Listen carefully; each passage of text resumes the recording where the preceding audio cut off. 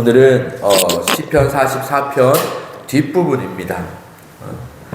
우리가 하나님을 우리가 앞부분에서는요, 우리가 자기를 의지하지 않고 우리에게 베푸신 은혜를 기억하며 하나님을 사랑하고 하나님을 자랑하라라는 말씀을 나누었습니다. 그런데 이제 그 9절부터는요, 급격히 분위기가 바뀌고 있습니다. 찬양이 탄식으로 변하고 있습니다. 승리의 기억에서 패배의 현실을 마주하게 되는 그런 장면이기도 합니다. 9절은 이렇게 시작합니다. 그러나 이제는 주께서 우리를 버려 욕을 당하게 하시고 우리 군대와 함께 나아가지 아니하시나이다. 앞에서는 하나님이 우리를 대신해서 싸우셨다라고 고백했는데, 우리 조상들을 볼 때 하나님이 싸우셨다라고 고백했는데, 이제는 하나님이 우리와는 함께하지 않는 것처럼 느껴집니다. 그리고 10절에서 14절을 보면 이스라엘이 패배하고 포로로 잡혀가고 조롱거리가 되는 현실을 마주하고 있습니다. 수치가 얼굴을 덮었다라고도 말합니다. 우리는 때로는 이런 신앙의 어려움들을 겪을 때가 있습니다.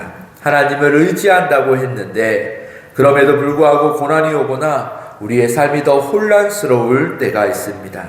그런데 17절은 또 이런 고백을 하죠. 이 모든 일이 우리에게 임하였으나 우리가 주를 잊지 아니하며 주의 언약을 어기지 아니하였나이다 라고 말합니다. 때로는 우리가 환난과 고난과 하나님이 침묵하시고 계실 그때에 우리는 하나님을 잊어버리기도 합니다. 하나님을 부인하기도 하고 하나님에 대한 믿음이 상실되고 떨어지는 것 같기도 합니다. 그러나 우리가 그때에도 잊지 말아야 하는 것은 하나님의 언약입니다.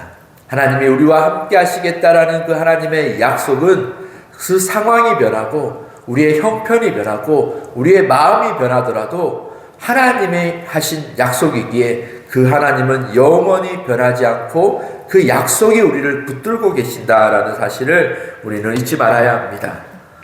그리고 이 고백은요, 17절과 같은 고백은 이스라엘 백성들이 자신들의 고난이 우상 숭배와 같은 죄의 결과가 아니다라는 것을 말해요. 우리는 때로는 모든 고난과 환난이 우리의 죄 때문이다라고 하기도 합니다. 물론 많은 고난과 환난이 우리의 죄의 결과로 나타나기도 하죠. 그러나 모든 것은 그렇지 않다라는 겁니다. 그렇게 우리는 때론 우리를 너무 스스로 정죄하는 일을 또한 주의하기도 하여야 합니다. 19절에는요, 우리를 승냥이의 처소에서 심히 상하게 하셨다라고 표현합니다. 22절은 우리가 종일 주를 위하여 죽임을 당하게 되며 도살할 양같이 여김을 받았다라고 말합니다.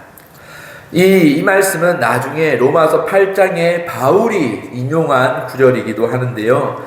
바울은 하나님의 백성이 고난을 당하는 현실을 설명할 때 이 시편을 말합니다. 성도에게 고난은 항상 죄의 결과만이 아니고 때로는 주님을 위한 고난, 주님이 허락하시는 그 고난의 때도 있다라는 것입니다. 우리는 그럴 때에도 우리는 하나님이 맺으신, 하나님이 약속하신 그 약속, 그 언약을 붙들고 우리는 주님을 기억해야 합니다. 그리고 23절과 26절에서는 시인은 이제 이렇게 외치고 있죠. 주여 깨소서, 어찌하여 주무시나이까? 일어나소서, 우리를 영원히 버리지 마소서라는 거예요. 이 표현은 하나님의 침묵이 너무 길게 느껴질 때 우리가 드리는 절규입니다. 하나님이 신앙생활 하다 보면 가장 힘들 때가 어쩌면 하나님이 침묵하시는 것 같이 느껴질 때인 것 같습니다.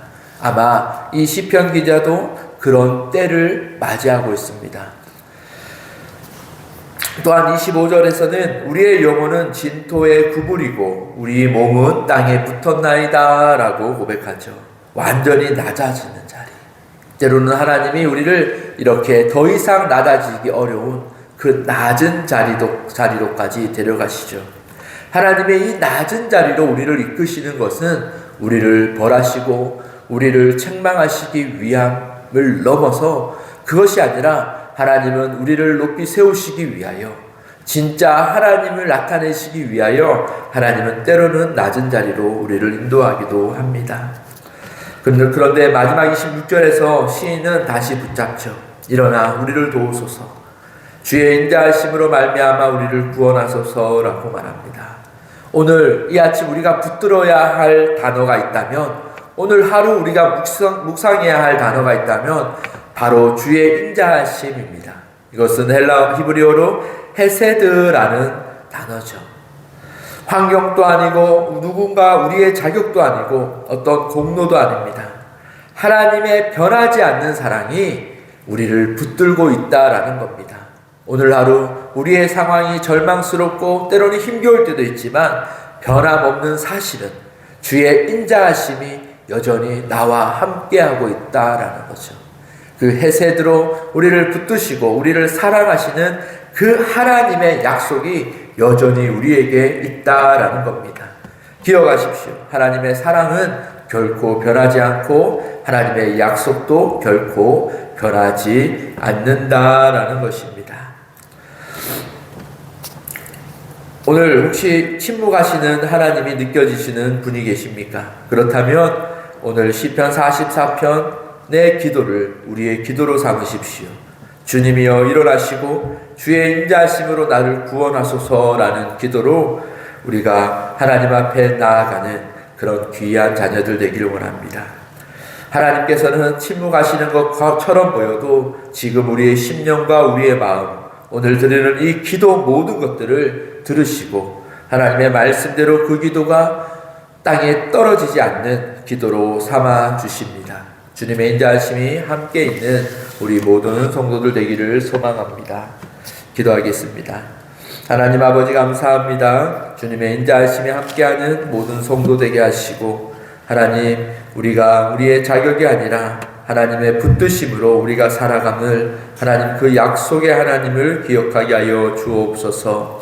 이 약속 가운데서도 하나님의 거룩하신 은혜가 하나님 충만하게 부어지게 하시고 오늘 하루 하나님이 하시는 모든 일들, 나에게 허락하시는 모든 일들이 주 안에서 이루어지게 하여 주시고 능히 견디며 승리하는 우리의 삶 되게 하여 주옵소서. 예수님의 이름으로 기도드립니다.